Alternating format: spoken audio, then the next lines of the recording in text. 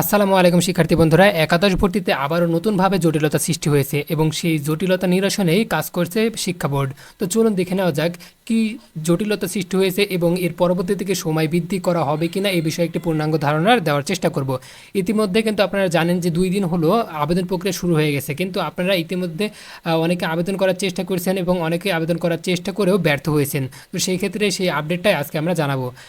এখন পর্যন্ত ঢাকা বোর্ডের অফিসিয়াল ওয়েবসাইট থেকে কোনো তথ্য এখনও প্রকাশ করা হয়নি, কিন্তু আমরা যদি তাদের একাদশ ভর্তির যে অফিসিয়াল ওয়েবসাইট আছে সেই ওয়েবসাইটে দেখলে দেখেন, এখানে লক্ষ্য করুন কিছু কারিগরি সমস্যার জন্য এবং সর্বোপরি আবেদনকারীদের আবেদন প্রক্রিয়া সহজতর করার নিমিত্তে অ্যাকাউন্ট তৈরি অর্থাৎ সাইন আপ এবং আবেদন দাখিল প্রক্রিয়ায় কিছুটা পরিবর্তন নিয়ে আসা হয়েছে।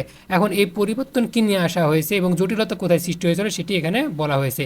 এখানে লক্ষ্য করুন, ভর্তি প্রক্রিয়ায় জড়িত সংশ্লিষ্ট সূত্রে জানা যায় আবেদনের সময় 2 দিন বাড়ানো হবে। নট অ্যাভেলেবল বার্তাটি দেখা যাচ্ছিল, তবে লিঙ্গ অপশনটি বাদ দেওয়ার পরে ভর্তি ইচ্ছুক আবেদন করতে পারছেন। আগামী 11 জন অবধি এসএসসি সমমানের দাখিল পরীক্ষা উত্তীর্ণরা কেবল অনলাইনে আবেদন করতে পারবেন। তো এখানে কিন্তু দেখুন যে যে একটি জটিলতার সৃষ্টি হয়েছিল, সে এই যে লিঙ্গ, আপনার শিক্ষার্থীর বিস্তারিত যে তথ্য, এই তথ্যের এখানে উল্লেখ করা ছিল লিঙ্গ। এই লিঙ্গটির কারণে কিন্তু অনেক সমস্যা হচ্ছিল।